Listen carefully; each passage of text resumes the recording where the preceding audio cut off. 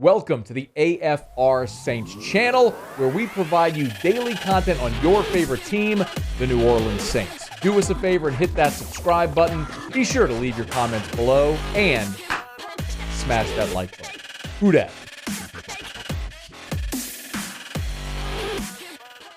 Over the summer, we talked a lot about Aaron Rodgers, Russell Wilson. Two prominent quarterbacks, Super Bowl winning quarterbacks that might not be long for their current destinations. Aaron Rodgers' contract is a disaster for Green Bay next year. The way they structured it certainly lends everyone to believe he won't be back in Green Bay next year. The same could be said for Russell Wilson. This summer, as a quick refresher, Russell Wilson's agent publicly floated teams to which Russell Wilson would accept a trade. He has a no-trade clause. One of them was the Saints, which is why we talked about it over the summer. And it felt like Russ was just very disillusioned with what was happening in Seattle, maybe didn't like a lot of the personnel, the way the communication was going with the front office. And now you have a guy that's into his 30s and understands his window to win championships isn't going to be open forever and wants to make sure that he's in a spot where they're trying to win.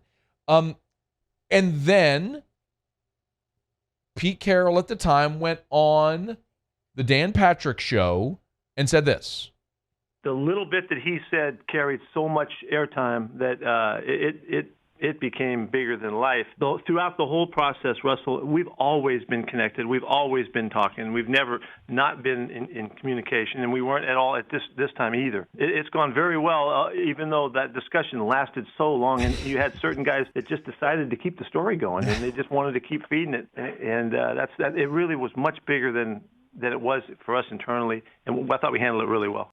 So he effectively said it was a much bigger deal than it really was. And Russell Wilson did stay in Seattle. But the big question is, what about moving forward? And this has become a talking point again because over the weekend on Sunday, you have all the networks that have their splash reports. And Adam Schefter had a splash report about Russell Wilson where he talked about the conversations that they're having and basically that Russell Wilson has,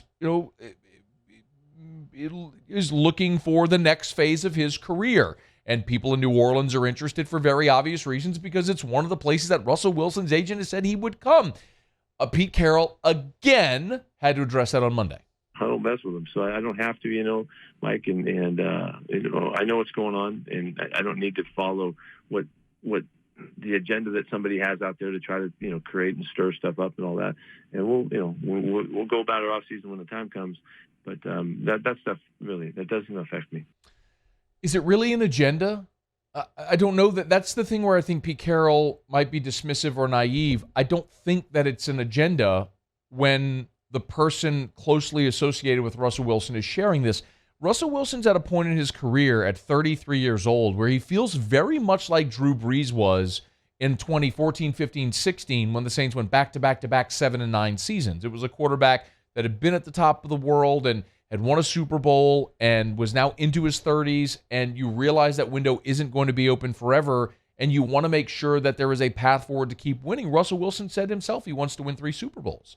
And at this pace, remember, you've got a 70-year-old head coach in Pete Carroll, and they've won a grand total of 1 playoff game in Seattle the last 5 years. That includes this year because they've been eliminated. So in the last 5 years, including this year, they've won a grand total of 1 playoff game and missed the playoffs twice.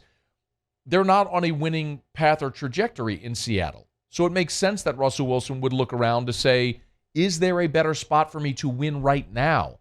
And maybe that is in New Orleans with a healthy New Orleans roster. And Sean Payton, which also wants to push for another Super Bowl. Not that every coach isn't doing that, but you have to talk about what's realistic. And the roster in New Orleans is certainly there. They may make the playoffs with this roster that you're looking at right now and all of the issues that they've had. So I do believe that when you look at Russell Wilson's deal, he is under contract where they have the potential out for this year. He's under contract for $37 million next year in Seattle. But if he is not on the roster, the dead cap number is $26 million, which means that they would save $11 million against the cap next year if Russell Wilson is not on the team next year.